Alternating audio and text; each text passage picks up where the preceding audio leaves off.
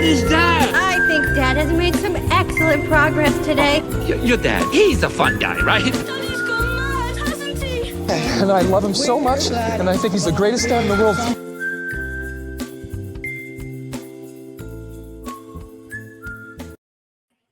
Welcome back to the Working on the Dad Pod. I'm Alex.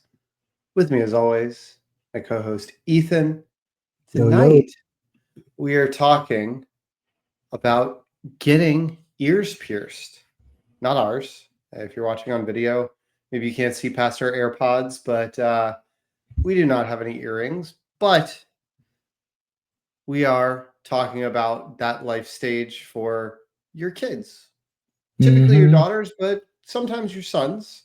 And we will get into that quite a little bit.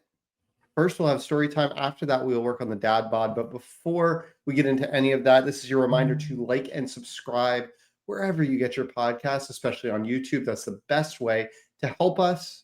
Well, it's the second best way. The best way is to share our podcast directly with a friend and say, hey, I think you would really enjoy this. We can laugh at these guys together. And if you need help finding our YouTube channel or any of our socials or anything like that, just head over to workingonthedadpod.com where you'll find all that information. Let's get into it. Ethan, how are you doing today? I'm okay. I felt like I was behind, but it turns out I was actually early. It just goes to show the kind of evening it was. So my 3-year-old was constipated for a couple of days. She finally let out a big, hard poop last night, but it still was clearly hard in her system. So she had a lot of crying today at preschool to the point where her teacher called me while I was in the middle of my workout on the treadmill and was saying that she was crying and would I take her home? And she's like, we're worried about her because she's constipated. And, you know, I'm like trying to turn off the treadmill while explaining to her that she pooped last night. So yes, she's constipated, but she got through it. And you know, I'm at work. My wife is currently the point of contact for emergencies because she is not working. So I said, hey, did you call my wife? Because she's the one listed today.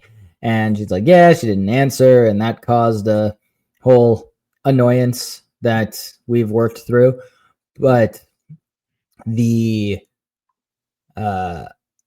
so that was just like, it's been a long night of crying and applesauce still. And, you know, just a night. But on that note, you know, I had so Thursday night was pretty bad until our episode. The rest of the weekend, the girls were pretty good. Had a great time with my brother. It was an awesome birthday weekend. Nice. Although we went a little too hard on Saturday, where Sunday was pretty rough for me.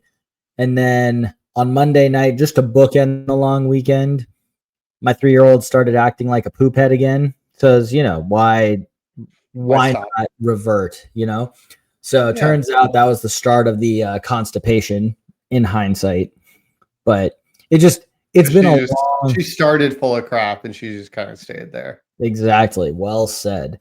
So it was it's been a long evening, but not because anybody's acting awful because of their personalities, just simply because of circumstance. Poop happens. Yeah. How about you? Oddly similar. Okay. Topic. So we have this thing where, you know, take my son to the gym pretty much every morning. He's usually going with my wife, myself, both. And he has gotten his body clock to the point where when he's in child watch is when he wants to do a bowel movement. Like he's decided that's the time. Okay. And he is not yet at the point at 3.5 years old where he can wipe his own ass. Okay. And I also completely understand that the expectation is not that the child watch staff is necessarily going to wipe his ass, right? Right. There are some people who have previously, like when he was a baby, there's some staff members that would change a diaper. You could tell, like, Mhm. is this person a mom or is this person like a college kid? Right? There's Right. a line there, and you can pretty Sure. much guess. But I'm never Sure. asking anybody to do it, but some people would. So Mhm. quite often now, my workout gets interrupted because I get called by the child watch person to come Mhm. wipe my son's ass. And it has Mm. happened Mm. before where on Tuesdays and Thursdays, since he goes with my mother-in-law and my mother-in-law is there at the gym, she starts Mhm. her workout a little bit later. She ends it a Okay. little bit later. So I drop him off. He stays there longer. I Okay. leave. And it has happened where I have gotten the call to wipe his ass and had to then Mm. call my mother-in-law to go, I'm not in the building and Can you your wipe his grandson ass? needs Yeah. his butt wiped. Sure. Today I got the call. I got it on Tuesday. Mhm. Not super happy about it. I was actually doing a running workout and like had to stop on the treadmill. That's what like the symmetry there. I'm like, I had to stop on the Sure. treadmill, answer the phone to be like, come wipe your son's ass. I was like, not happy Sure. about Sure. it. And today I got the call as I'm working out, and he had had an accident where he was Mm. trying to get his pants down, get on the toilet, but he didn't point his penis down into Right. the toilet and soaked Sure. his pants. So my wife, who had run to the gym and was Mm. going to go to a Pilates class that was then canceled, was just kind of loafing around until I was available to take her home at that point. And so she luckily was able to just go in and help him. That's But good. my guy like got his shorts off and was just fully prepared to Pooh Bear it out the door of the YMCA. Like, Sure. and we found they had some spare clothes. So he wore some like kitty cat girl tights, like tight Mhm. pants. And wore those on out, went home. My mother-in-law picked him up from home after he'd had a chance to change. But that wasn't initially going to be my story time, because Okay. that was just something that reminded me of I've also had kind of a crappy week There on you the go. preschooler bathroom front, interrupting my workout. But what I Yeah. did want to talk about, and really what inspired the topic of this episode, is this past weekend, my daughter got her ears pierced. And Mhm. so she got both of her earlobes done, just at the bottom. And she'd been looking forward to it for quite a while. But the backstory with us doing it, and Mhm. we'll sort of dial this back and go back to the beginning of like when you should do it and all that kind of Sure. stuff. This is going to be one of those episodes where my take's going to be a lot of personal opinion. Talk to your partner, talk to your kid, whatever you decide, kind of thing. But Right. my wife and her best friend, mentioned this before, her eldest daughter is roughly the same age as mine, 3 weeks apart. And so my wife and the friend had both sort of decided and collaborated that 7 was about the right time to get ear piercings, because Mm. they had enough. They judged that as an age where they could decide it for themselves, understand what they were asking for, Mhm. deal with the pain, deal with Mhm. the responsibility of like keeping them in and not playing with them and all that kind of stuff. And so they Right. landed on 7. Well, best friend, my daughter doesn't turn 7 until the end of the month, but best friend turned 7 this past weekend. And so that's why it was this past weekend. Right. They actually did it on Monday night, because the piercer had to cancel. But the idea was she went with one of her best friends and they got them done together. And so they went to a lovely place, that's a piercing studio and also a tattoo parlor, but it's actually two separate stores. But they had a wonderful tattoo artist, and who, guided them through the whole Mhm. process. And it was just sort of like, okay, this is what I'm doing now. This is not going to be a hurting part. This is just cleaning. Okay. Right. You see, I don't have anything in my other hand. Like I'm not tricking you, like I had my pediatrician, like it gave me like flashbacks to my pediatrician growing up, who would always like give me vaccines and then would Mhm. go, okay, that was a good practice shot. And Oh, like yeah. made me like freak out, just old man dad humor kind of stuff. And it would always just be like, oh, like the half second where I believed him was Right. always infuriating. But she was the exact opposite of this, right? She was just like, I'm not tricking you. I'm not going to do anything. Mhm. This is exactly what's happening, and this is what we are doing now, and explaining the whole process. And I'm like, I appreciate that, just not for my daughter, because what happened with my daughter, I was not there. I'm getting this all secondhand, but what that allowed my daughter to do was build it up in her mind, right? Get nervous. Like, oh, okay, you're still not doing it. Okay, we still haven't done it. Oh, okay, so that's this. Okay, this is coming. Okay, I'm way too prepared. Okay, now I'm like anxious. And she got the first ear pierce, and the way it goes, and I'm probably going to get some of the minutia here wrong, but they basically stick the long needle in your ear, they leave it dangling there, and then they put like the back of the earring on. It's a special earring that they put the back on, pull the needle through, and so the back of the earring fits over the needle, so this bigger, slightly bigger in circumference back is going back through the hole that the needle made, and then they come back in and they clamp the earring in. So it's a special kind of earring. It's not your typical little, if you've ever seen an earring back, it's not quite as dainty. It's a little more sturdy, meant to stay in there for a solid, I think, month or two for her. Mhm. And so my daughter gets the first one done, and you could see the tears welling in her eyes. And my wife was just sort of like, okay, do you need a break? And you could just see a lot of emotion. Do you need to go to the lobby or the bathroom and like let out a few tears? Because you could tell like she wanted to be brave in front of her friend because she was going first. My daughter was going first. So she wanted to be brave and like show the way.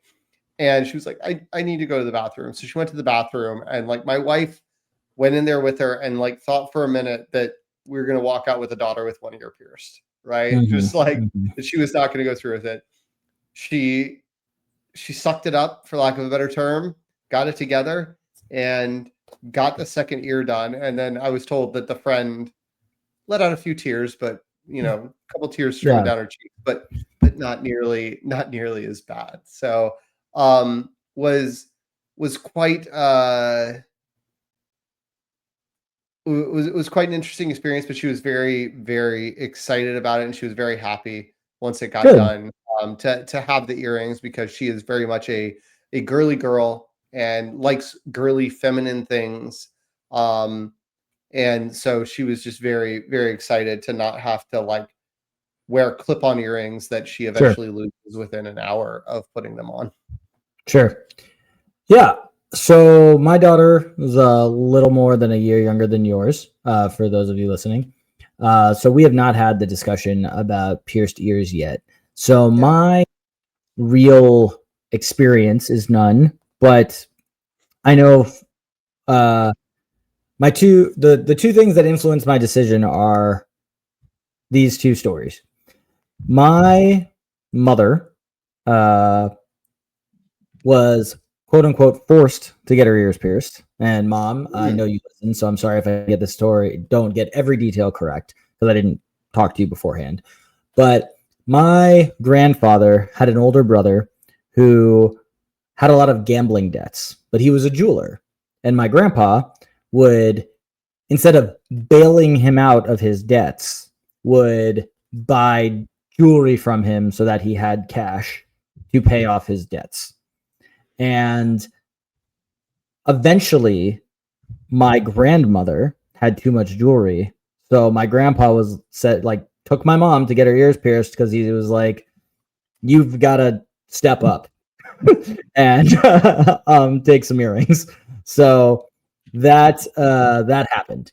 And then, so obviously, I have to ask, was your uncle Adam Sandler from Uncut Gems just like a gambling addict with a jewelry store?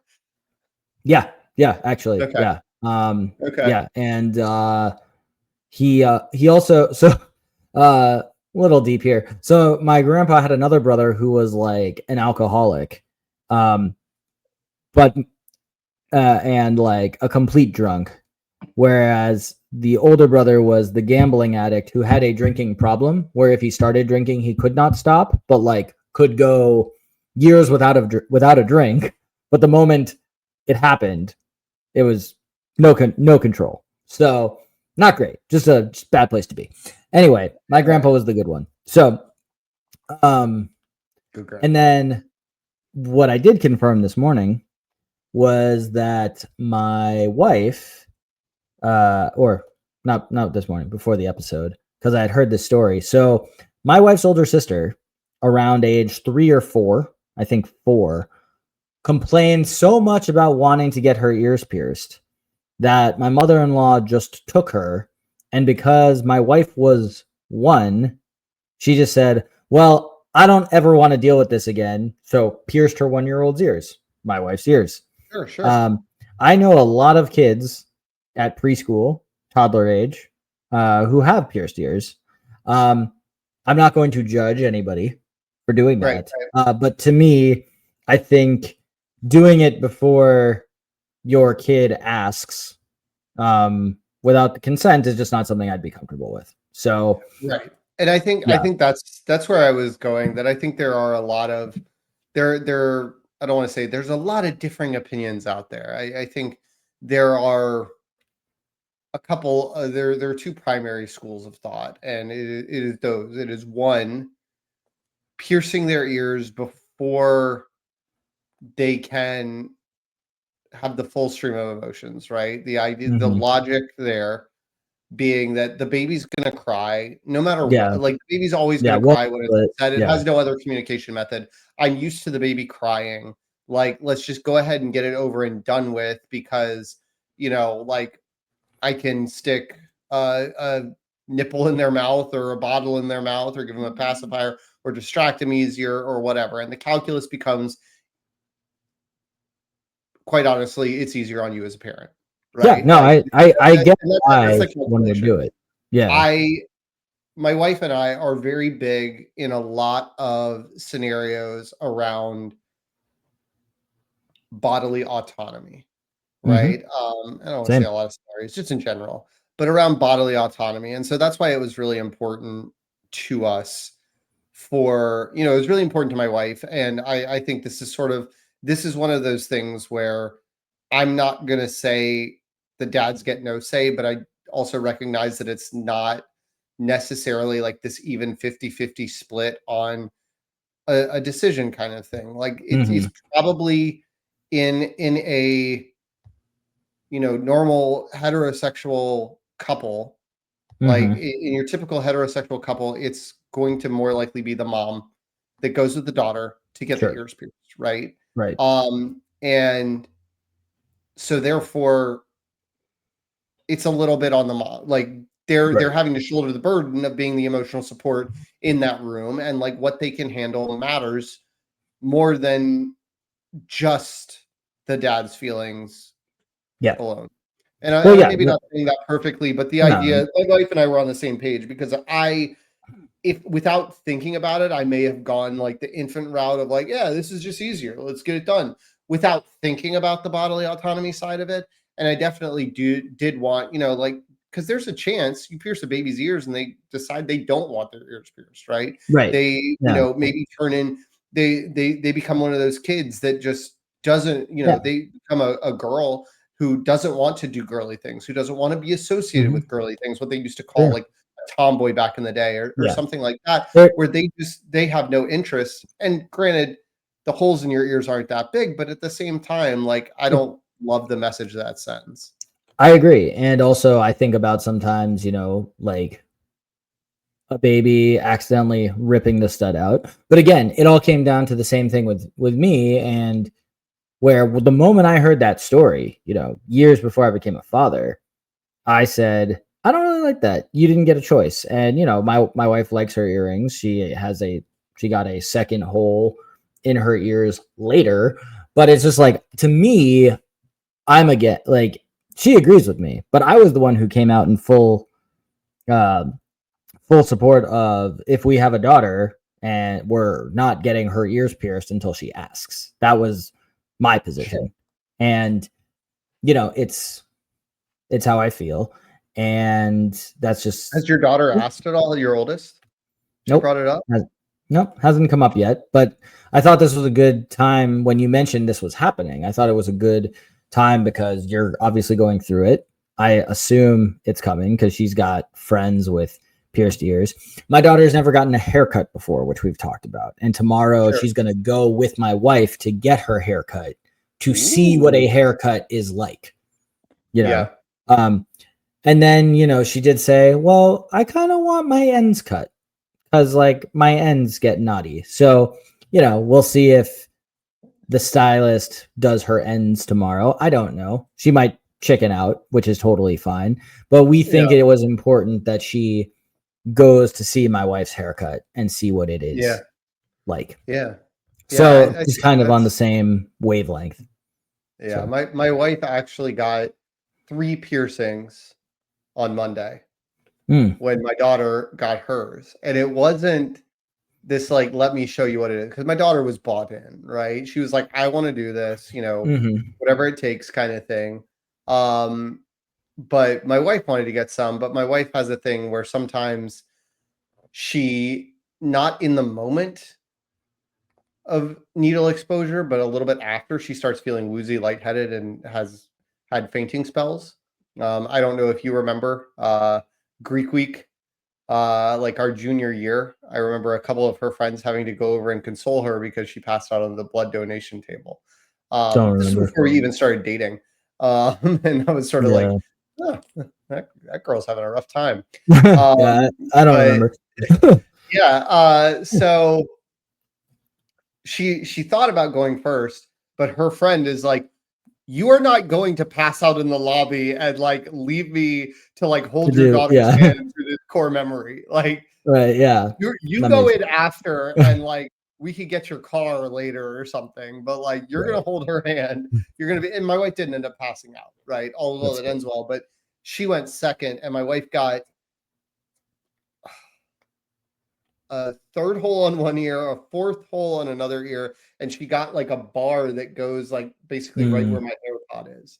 So she got a lot done, and it was like she's trying to create a canvas. She's doing a thing with it, and I'm like, whatever. Again, your body, your choice, whatever. Like I'm not.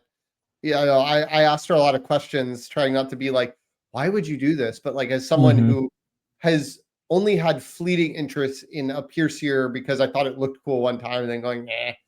Like never actually like gotten anywhere close to getting a piercing. And so I'm just like, what's the impetus for like I get wanting to have earrings, like normal ear holes to like wear pretty things and like dress up a little bit, but I'm like the 3rd, 4th, 5th holes, she's got more she wants planned too. And I'm like, that's fine, but I'm curious. So I don't really get it. And you know, I'm not like the most religious person at all, but in Judaism, you know, you're not supposed to get a tattoo because then you can't be buried in a Jewish cemetery because it is considered bodily mutilation.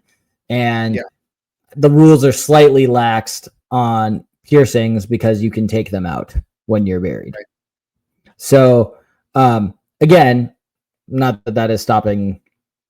That's not the reason that's stopping me, but the concept of bodily mutilation is why I'm such a big proponent of consent. Because yes, I know that if you don't put the studs or the earrings in an ear hole for long enough, it could grow back together because that's what skin does, you know, early enough.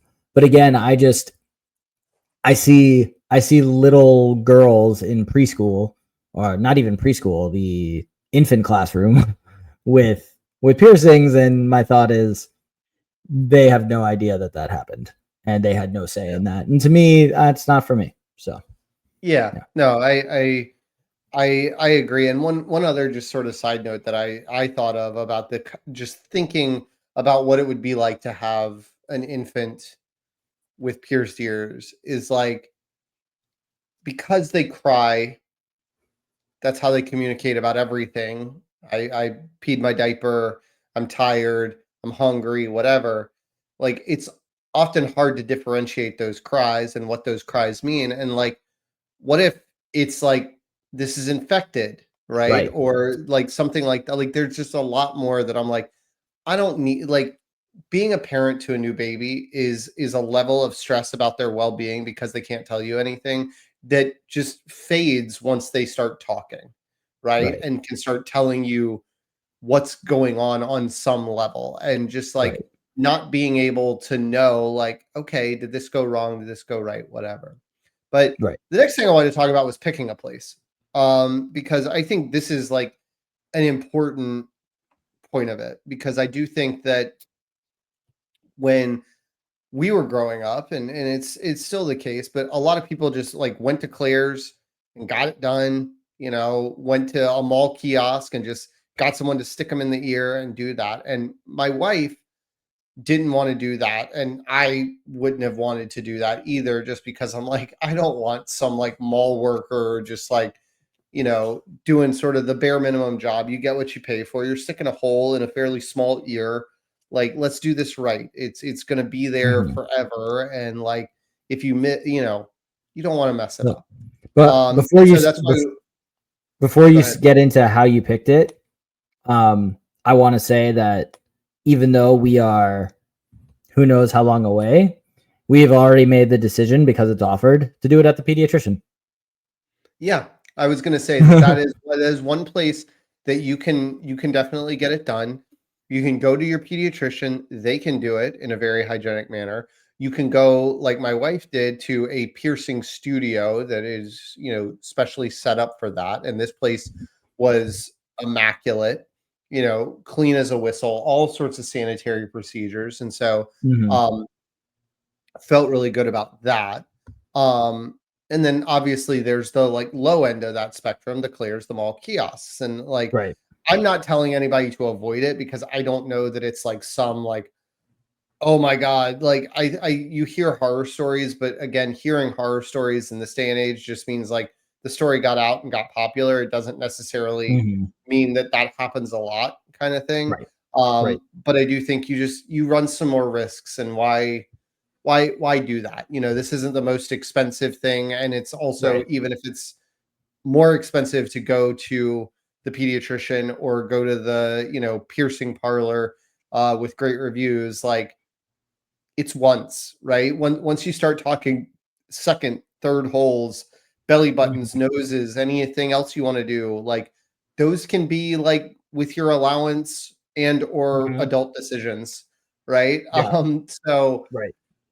I don't think it can definitely sort of be a treat, right? It can be a moment, and I don't think that linking it up with a birthday or like a Mhm. gift giving holiday of some sort is necessarily a bad idea. Like, this is your present. You're going to get this. And then my wife already has lined up. My daughter doesn't know this, but my wife has several sets of earrings that she's going to be giving her for her birthday, Sure. to commemorate this moment. But Mhm. yeah, I think picking the place is definitely important. And my mom, thinking about the pediatrician, that's how my mom got her ears pierced. It's not at her pediatrician, but her mom my grandma was a registered nurse at the hospital, and brought home all the equipment, and basically just like did her and her sister, they're 2 years apart, did their ears at the same time, completely like she brought home like all the numbing stuff. And so their ears were completely numb. And she's like, I didn't feel a thing. It was the greatest experience. She just like lanced us. It was all hygienic. It was completely numb, whatever. And like, I didn't feel my ear for like 2 days. And then it hurt a little bit on day Yeah. 3, and then the pain wore off. So I was like, Yeah. that's not I bad. I wish grandma was still around to do my daughter's ears and still had steady hands. Yeah, my fear is honestly just the like scene from The Parent Trap where they're alone in the cabin and they pierce ears with like a flame, a needle, and an apple. Yeah. Do you know the No. scene I'm talking about? Yeah. Yeah. Okay. Yeah. Like that to me is my big fear. So Yeah. I don't, like that feels like a slight step down from the what I envision the mall kiosk experience to right. be. Um, Exactly. So just like, I'm sure people do it a lot. I'm sure I'm making it out to be a bigger deal than it needs to be, but yeah. Um, so we talked a little bit about picking about when, about where, and then, the emotional side of it. kind of already touched on this a little bit, but I'm sure there will be some dads out there that will be the one to go with their daughter for whatever reason. And we don't need to list them all, but they may be the one to go with their daughter. And I do think it's one of those where you kind of got to emotionally steel yourself of like, if they've made this decision, especially if you're doing it because they've made this decision, if you're waiting for their consent, you've got to help guide them through the commitment to the choice. They back out at the door, fine. They back out when they sit in the chair, fine. But they get the first one done, and then they have that episode like my daughter. It's a little bit of like, okay, that hurt, but you did it.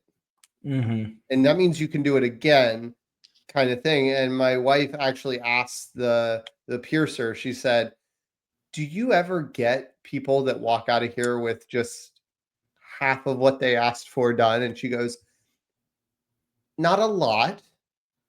And I will say that most of the time, when somebody does do that, I get a call back the next day or the same day to be like, hey, can we come in? She's ready for the second year. We'd like to come back. Right. Because usually they just go, okay, I made a big emotional deal out of it in that moment, and I'm ready now. Sure. So. Yeah, I'm hopefully it'll be my wife that takes both of them when they come to that decision. But I'll be there. I'll have dinner ready when they come home. So maybe some ice cream. I'll tell you this, as someone who's doing swim lessons and pool time, and obviously we have a lot of pool exposure for our kids. My daughter for the next 2 months cannot have her head submerged in water. She can like take a shower, but she can't just like lay with her head in the bath. She can't go in the pool. So it is something to consider, if you are going to somewhere that is going to mandate good care and hygiene, which, even if you're not going somewhere, you should research. If you are going to the mall kiosk, you should still research the best practices for taking care of it, because even if they can tell you that it hurts because it's infected, you don't want the infection, right? Right. Sure. So making sure it's clean. Like my wife and my daughter are having to like clean their ears every night. And my daughter can't for the next 2 months, which is okay. It's October and November we're talking about here.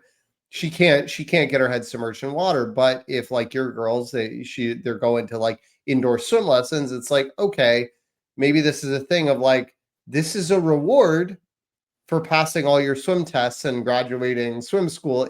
If she's asking for it, let's say she's asked for it, still got swim lessons. It's like, or maybe she's on a swim team or something like that. It's like, okay, we got to go with the season break, because otherwise, right, we wouldn't be able to do this or the other. And so I think there's some of those kind of like aftercare things.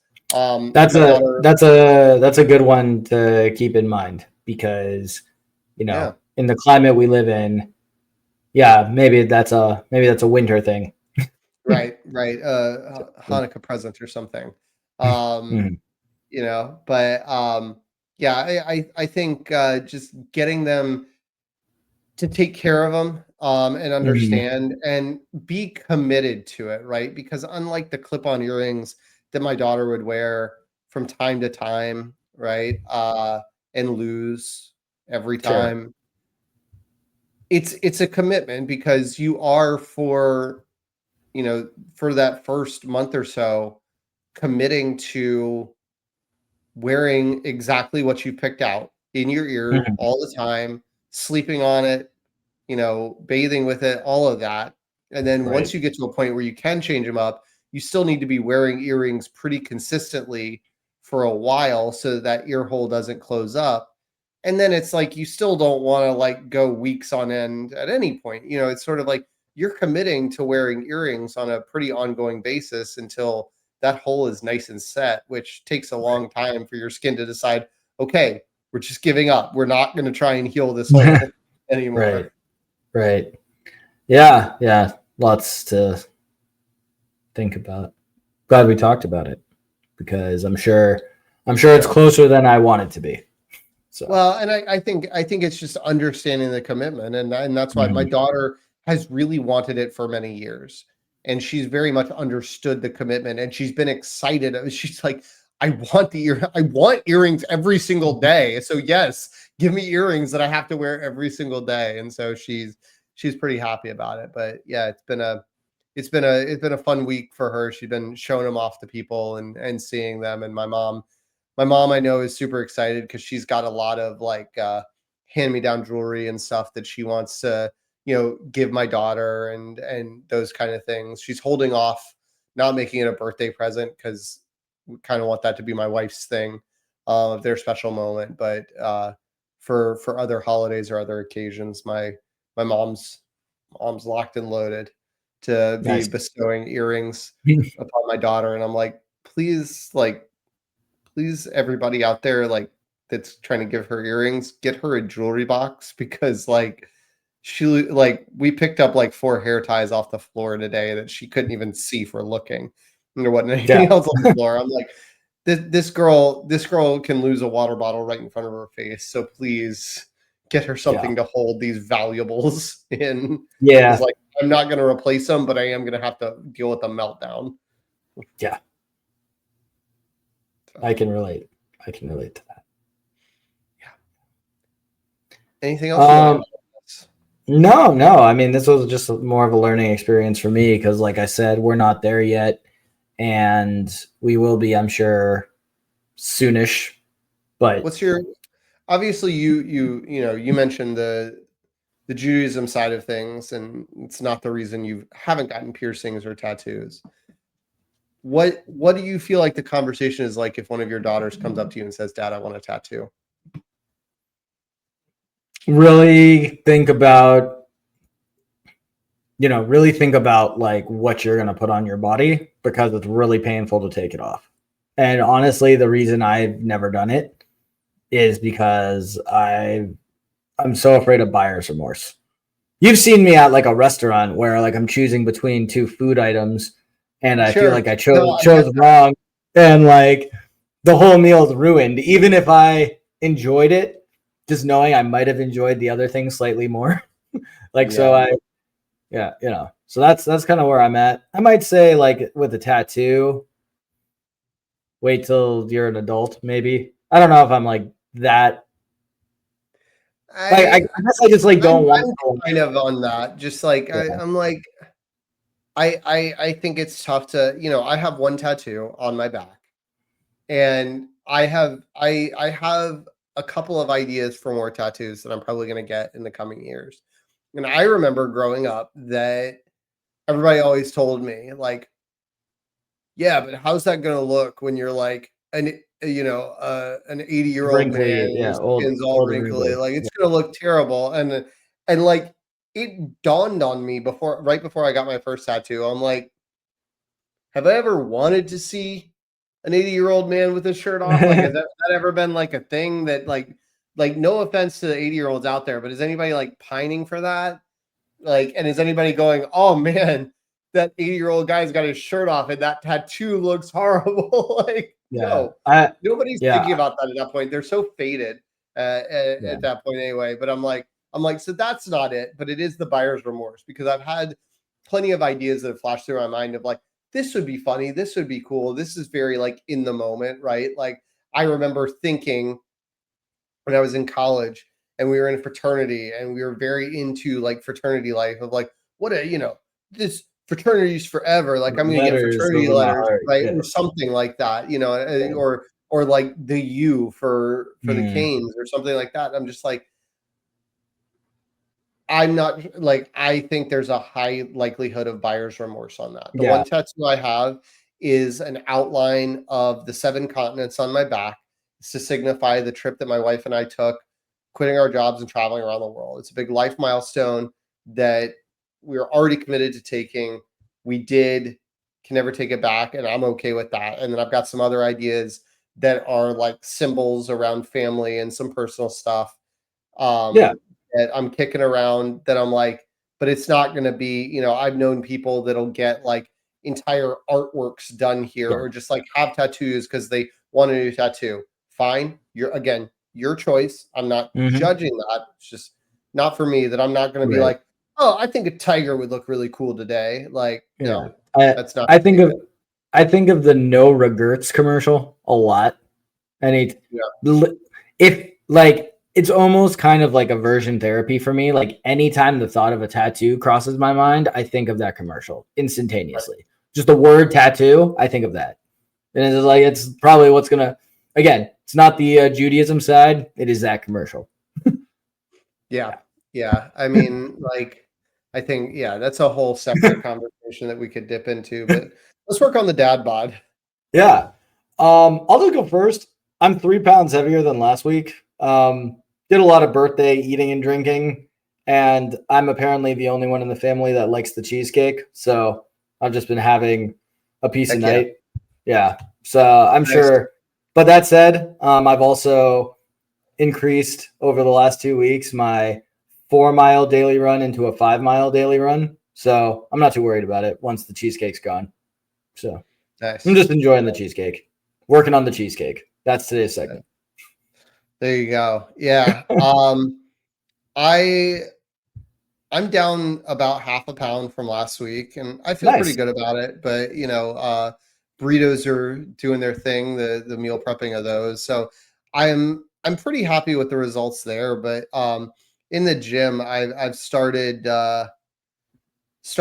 trying to do a little more intentional running. Right, my wife started running a little bit more often. Like she just on a whim decided that she was going to train for a 5K. And I've mentioned that before of like, we did that a decade ago and she got side stitches so bad that like this thing that she had like convinced me to do and signed us both up for a 5K, she ended up dropping out of, and like I ended up doing. And I've never been a big runner. And so I did a lot of the same things that she has done this time around of like, not having a deadline, of not being like, I have to be able to run a 5K in this amount of time or do this thing or keep up with this person, but I'm going to try to run a little farther each time, consistently before I have to take a walking break. But I'm also going to like do a lot of homework on my form, do a lot of homework on like my breathing, and like try to institute better things with like my posture so that like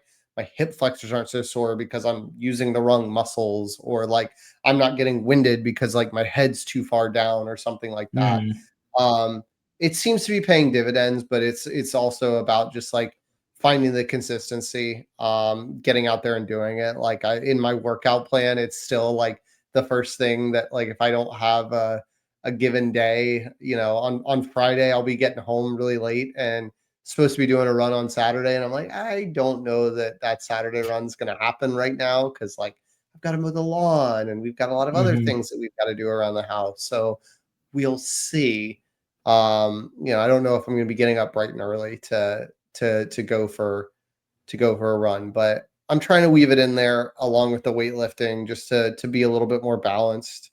So far so good. So how long are you running right now? Like minutes? Usually I usually try to stay on the treadmill for at least 20 or 30 minutes right now. And then eventually like working up my speed, but I turn it into like, that's my workout for the day. And then I'll usually spend the last 10 or so minutes that I have doing some mobility and some stretching since my body's really like warmed up and whatnot. But just it's one of those where the rate of increase is not as fast as I would ideally like it, but I'm trying not to focus on that, focusing on the process and doing it right. But I know that the rate of increase is because like I'm choosing other things over running as 3 times a week like I should to like build it up until I get it. But I also, I don't have a deadline. Almost had a deadline. My wife almost signed us up for a Disney 5K in February, but it booked up before she could get on the registration page. She was like, "Hey, the Princess 5K is open. Am I signing you up?" And I was like, "When is it?" Like, I'm like, "Is this like November?" Because no. She was like, "February." I was like, "Okay, sure." And it filled up like within seconds of her getting the notification that the thing was open. And I'm like, I don't need to do it. I don't need to pay hundreds of dollars to go run at Disney World. Like, I'm okay running in like the local Rotary Club 5K or something. Right. You know, Right. like Sure. if we're gonna run a 5K, like I don't need to drive to Orlando, stay the night before so I can run at 7 a.m. through Disney World.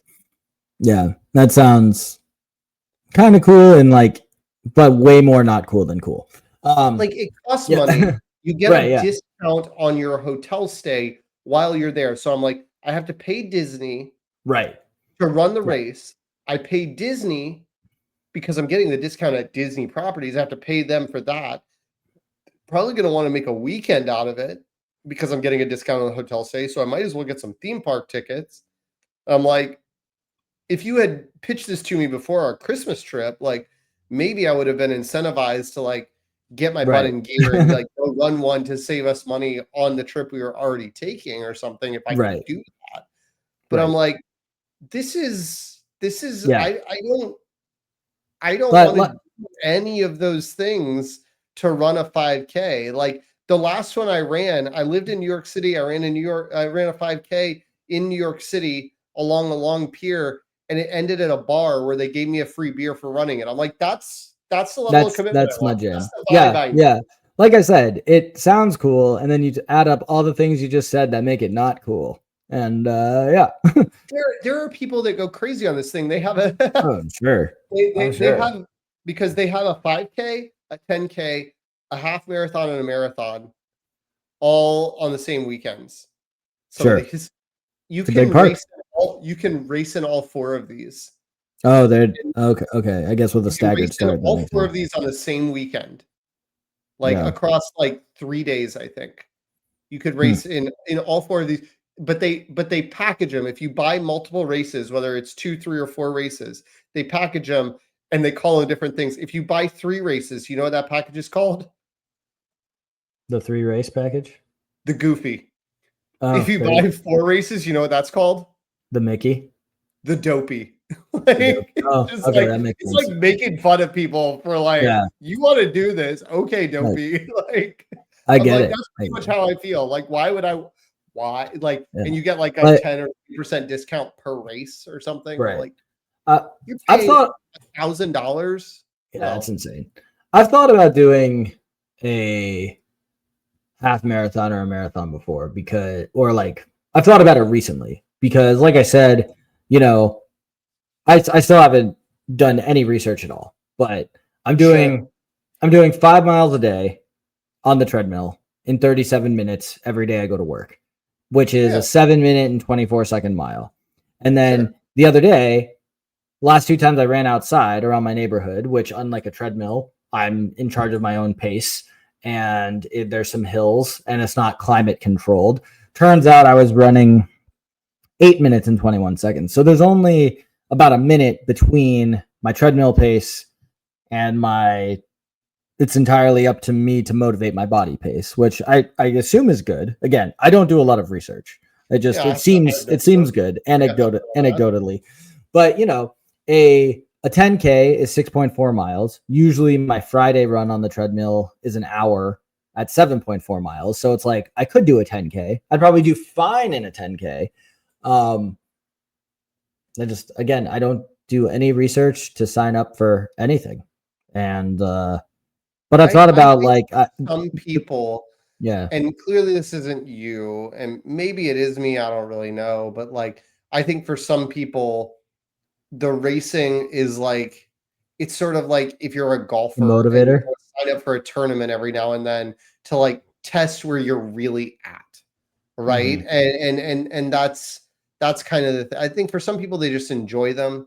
They enjoy, you know, out there running with other people, like, you know, but if it's not the thing that's motivating you to run, to like improve your time for this race and then like make this race, like I knew somebody that I used to work with who like was from the Boston area and she really wanted to run the Boston Marathon, but you can't just sign up for the Boston Marathon. You've got to like qualify in another one. Yeah. Right. And so she, living in New York City, would fly to like Phoenix to run a marathon to hopefully qualify for the Boston Marathon kind of thing. And you're just like, because she was a big runner. She was obviously a marathon runner. She obviously could fly to Phoenix and run a marathon. It's beyond me. But like, she cared enough about the goal was make the Boston Marathon, running the Boston Marathon. Her dad also ran in it. And so like a big thing. And I'm like, I get that. I'm not going to be driven by that. Unless I don't know something. Like, I don't think my dad's about to run in the Boston Marathon. Right. Like, he might do a 5K every now and then. Right. And the group of people I truly don't understand are the ultra marathoners. Like the ones who do like 50 and 100-mile runs. It's like, that is so much time. And so like that has become the biggest thing. I think that was the biggest thing for me last time I trained for a 5K. That's been the biggest thing for my wife in this, is she's just like, I think I could train my body to run a 10K. I think I could train my body to run a half marathon or a marathon. But my mind at like the 20-minute mark is like, this is boring. Yeah. And that to me that's the hardest thing, because like I have it where if I'm on the treadmill at work, I mean, I end up watching a lot of The View in silent, because the government cut the cable package in the gym, so we only have like the 4 broadcast networks, and there's 4 TVs in front of the cardio area. So there's a lot of The View in my view, literally. And basically on my 37-minute run,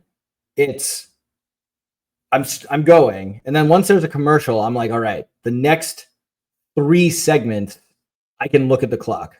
Like I can look at the clock after we're back on the show in segment 3, because then I know I'm like in that last 7-minute stretch. That's because to me, it's like, I can't look at the clock. Like I must avert my eyes. You go, oh man, it's been a tough 15 minutes, and you look and it's like 8 minutes, and you're like, you can't run those days. Because it mentally just screws me. Like today, I mentioned, got called in the middle of my run. They were saying a lot of things. I had to stop my run. I'm listening. And then, it kind of threw off, like I lost count, even though it's only 3 segments I was trying to count. I don't know how many I missed in the phone call. So I actually ended up doing an extra half mile today, because I still did the full 37 minutes after that. But I, did look at the clock at 21 minutes. So it was like, all right, like, can I like mentally spend 16 minutes not looking at this clock, knowing that, so that was tough, but I did it. And then, I do want to say, because I'm proud of I'm so close to, and I've been stuck on it for a while, on the bench press. I'm doing 135 pounds, so 45 on each side. And my goal is to hit 3 sets of 18. And nice. I got 2 sets of 18. And then on that last set, I got to 15. And like, it's the best I've done so far. But like, so then, after I do the whole rotation, I did another 10. So I end up doing more than the goal. But it's like, I'm so close to getting that. Well, and it's not the same. Like, it's not the same with the recovery in there. Like, it's not like, because again, doing 20 sets of one is not the same as doing 1 set of 20, right? Exactly. Like, it's muscular fatigue and building it up. I mean, like, I'm not the world's best bench presser because I keep getting like shoulder injuries and stuff. But one of the best tips that I've often heard is like taking a few weeks and mixing up your rep scheme, where like you can either, because you're working in like those higher ranges, work in like 3 to 5 rep ranges, but with like heavier weights, right? And work on like the pure strength output, and then see how that translates to like your ability, like, because then the 135 will feel more like butter, and then you could probably do more reps of it and all that kind of stuff. But you'll get there. I mean, if it's going up, it's going up, and and it's getting there. And like today on the incline, where I use dumbbells, not the barbell, I had 55s in each hand, and I did hit my 3 sets of 20, followed by 3 sets of 20 35 weight butterflies on the incline. So it's like I'm getting stronger. It's like everything's looking good. Again, mentioned a little heavier this week, but I'm attributing that to got to finish this cheesecake. I earned it by surviving 37 years. Stronger. Yeah, You're gonna caloric true. surplus. That's true. Actually, probably. So, yeah. Anyway, I'm feeling good and looking good, and yeah, not too worried about this week. So Yeah. All good. Yeah. All right, guys. Well, thank you for joining us for this episode, for this working on the dad bod episode mixed in with a little piercing talk. yeah, right. Appreciate it. As always, like, subscribe, share with a friend, and find us workingondadpod.com. We'll see you guys next week. Bye-bye.